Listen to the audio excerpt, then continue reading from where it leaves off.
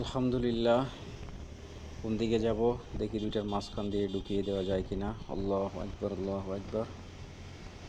চট্টগ্রাম রোডে এই জিনিসটা ভালো লাগে, এই রোডে প্রচুর গাড়ি ঘোড়া থাকলেও এখানে সবাই একটু লেন মেনে চলতে চেষ্টা করে। কারণ যেহেতু দীর্ঘ পাল্লার যাত্রা, সবাই একটু নিয়মকানুন মেনে না চললে অ্যাক্সিডেন্ট ঘটার সম্ভাবনা বেশি। যেটা আপনি 2 লেনের রাস্তায় বেশিরভাগ সময় ওভারটেক করতে গিয়ে আমাদের রং সাইডে যেতে হয়, কিন্তু 4 লেনের সড়কে এটা যেতে হয় না, যেহেতু মাঝখানে ডিভাইডার আছে।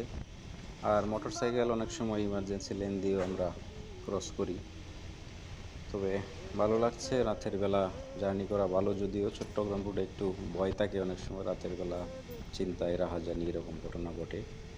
তবে আজ পর্যন্ত আমাদের সামনে পড়েনি, আল্লাহ তাআলা রহমত করেছে। সবাই ভালো থাকবেন।